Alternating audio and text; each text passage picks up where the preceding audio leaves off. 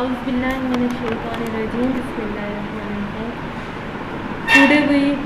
Our topic of discussion is asphyxiant. Asphyxiant में वो तमाम गैसेस आ जाती हैं जो कि रेस्पिरेटरी डिस्ट्रेस काज करती हैं. इसमें carbon dioxide, carbon monoxide, H2S, cyanide gas, इसके अलावा बाकी जो सीवर गैस, बार गैस, वो सारी इसमें आ जाती हैं. लेकिन हम जो तफसील से डिटेल से पढ़ेंगे वो आज है कार्बन मोनोऑक्साइड पॉइजनिंग.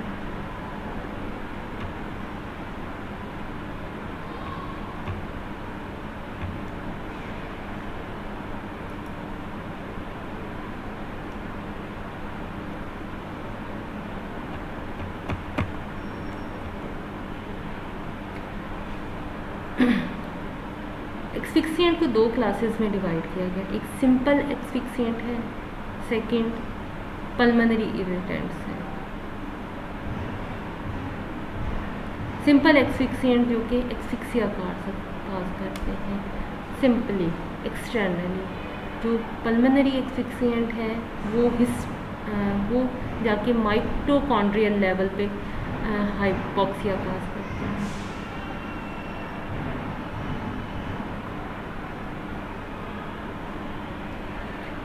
सिंपल एक्सफिक्सिएंट में alveolar displacement of carbon oxygen होती है, नॉन इरिटेटिंग होते हैं, डायरेक्ट इसमें कोई डायरेक्ट माइटोकॉन्ड्रियल टॉक्सिसिटी नहीं होती.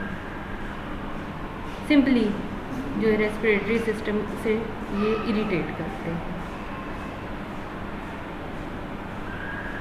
इसमें आ जाती है. अब आज हम पढ़ेंगे कार्बन मोनोऑक्साइड पॉइजनिंग. काजेस क्या हैं?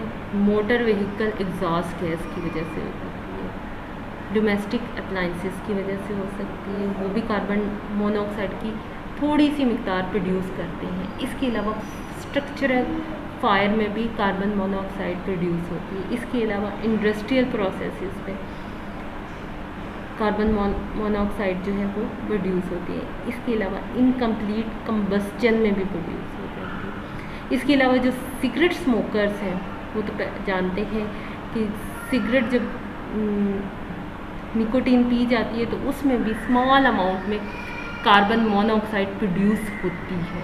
तो ये है causes of carbon monoxide poisoning. इसकी फिजिकल प्रॉपर्टीज़ क्या है? कलरलेस गैस है, टेस्टलेस है, लाइटर देन एयर है, नॉन इरिटेंट गैस है, produce as a result of incomplete combustion of carbon. Carbon की इनकम्प्लीट कंबस्टन की वजह से प्रोड्यूस हो जाती है. सॉल्युबल इन वाटर है. इसके अलावा blue litmus paper burn with blue flame के साथ ये बर्न होती है. इसका मैकेनिज्म ऑफ एक्शन क्या है? कार्बन मोनोऑक्साइड जो एक्चुअली जो है has 200 to 300 times more affinity for haemoglobin. इसकी वजह से ये हीमोग्लोबिन के साथ बाइंड हो जाती है. ऑक्सीजन को रिमूव करके खुद हीमोग्लोबिन के साथ बाइंड हो जाती है, विच इज़ क्वाइट स्टेबल ये कंपाउंड बनाती है. This is rendered haemoglobin is incapable of carrying oxygen. जब वो बाइंड हो जाती है कार्बन मोनोऑक्साइड हीमोग्लोबिन के साथ तो जो हीमोग्लोबिन है वो ऑक्सीजन को कैरी नहीं कर सकती. तो टिश्यूज़ में ऑक्सीजन नहीं पहुंच पाती, जिसकी वजह से टिश्यू एनॉक्सिया होती है. साइन सिम्टम्स क्या है इसके? साइन सिम्टम्स जो है वो डिपेंड करते हैं परसेंटेज ऑफ कार्बन मोनोऑक्साइड की. कितनी परसेंटेज मौजूद है इन हीमोग्लोबिन के साथ कितनी बाइंड की हुई है, उसके मुताबिक साइन सिम्टम्स है. अगर 0 to 10% कार्बन मोनोऑक्साइड बाइंड की सैचुरेशन है विद हीमोग्लोबिन तो नो सिम्टम्स, कोई ख़ास सिम्टम्स नहीं होते. अगर 10 to 20% है तो सिंपल शॉर्टनेस ऑफ ब्रेथ होगी ऑन एक्सर्शन, माइल्ड हेडेक होगी, लेस्टिट्यूड होगा, फ्लैट स्किन होगी. अगर 20 to 30% है इसकी कंपोजिशन, कंसंट्रेशन कार्बन मोनोऑक्साइड की, then throbbing headache, buzzing in ear, breathlessness, muscular weakness और incoordination, telling of senses.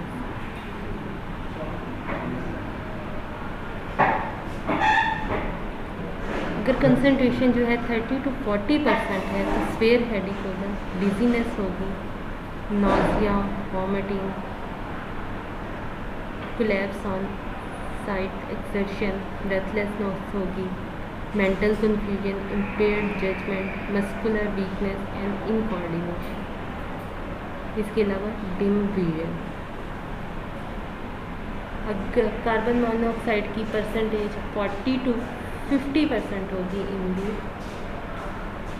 hemoglobin, then all symptoms are intensified, may be mistaken with drunkenness, incoordination, staggering gait होगी, mental confusion होगी। इसके अलावा loss of memory, palpitation and dyspnea।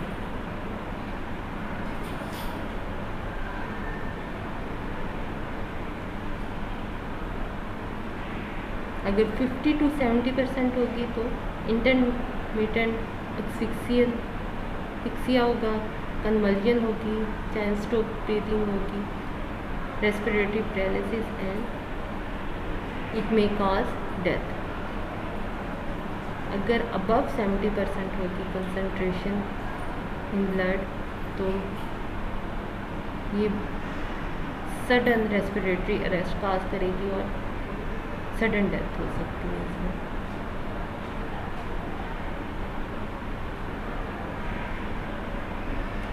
Next है fatal dose and fatal period.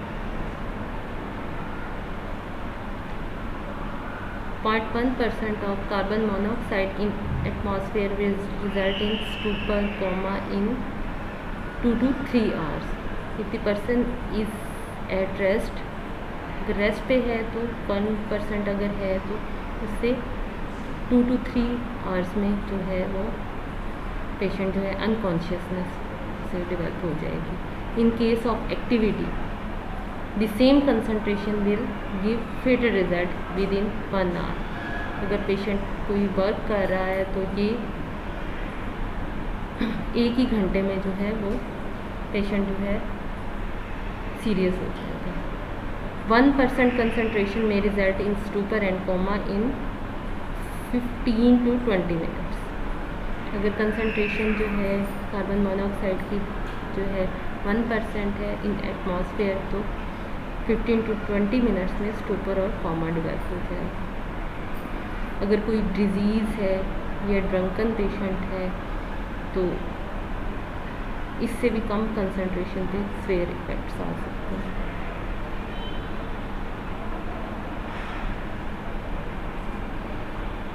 Treatment इसकी क्या करेंगे, सबसे पहले पर्सन को जो है वो सोर्स से रिमूव करेंगे। जहाँ भी कार्बन मोनोऑक्साइड की पॉइजनिंग है या आग लगी हुई है वहाँ से सोर्स से रिमूव करेंगे पेशेंट को, और उसका टेम्परेचर को जो मेंटेन करेंगे। इसकी हमने अगर पेशेंट कॉन्शियस है तो हमने फर्दर कोई ट्रीटमेंट नहीं करनी। अगर अनकॉन्शियस है तो फिर हम हाइपरबैरिक ऑक्सीजन को देंगे, आर्टिफिशियल रेस्पिरेशन देंगे अगर उसकी ब्रीदिंग जो है वो इर्रेगुलर है। अगर स्वेयर केसेस हैं तो ब्लड ट्रांसफ्यूजन करेंगे, प्रोफाइलेक्टिक एंटीबायोटिक्स देंगे against lung infection. Patient should be kept in absolute rest till at all acute symptom disappear. Postmortem appearance पे एक्सटर्नली आपको फ्रॉथ मिलेगी from mouth and nostril. Bright postmortem staining जो है वो bright cherry red colour की होगी। इसके अलावा स्किन पे ब्लिस्टर्स होंगे रेजिस्टेंट एरिया पे on the areas in contact with ground and where skin is in opposition with other body parts, तो वहाँ पे ब्लिस्टर्स होंगे।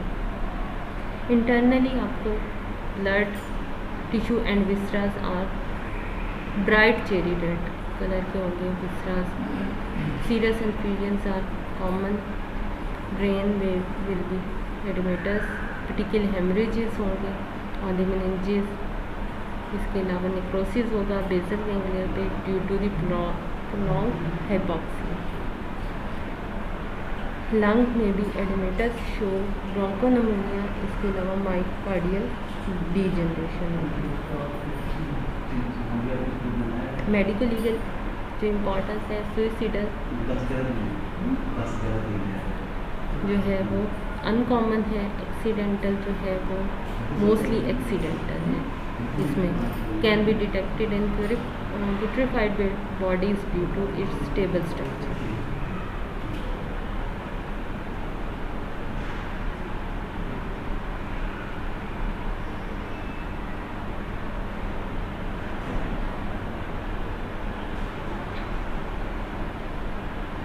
इसके साथ जो है वो कार्बन डाइऑक्साइड भी जो है वो समटाइम्स जो है फेटल इफेक्ट काज करता है ऑन दी बॉडी।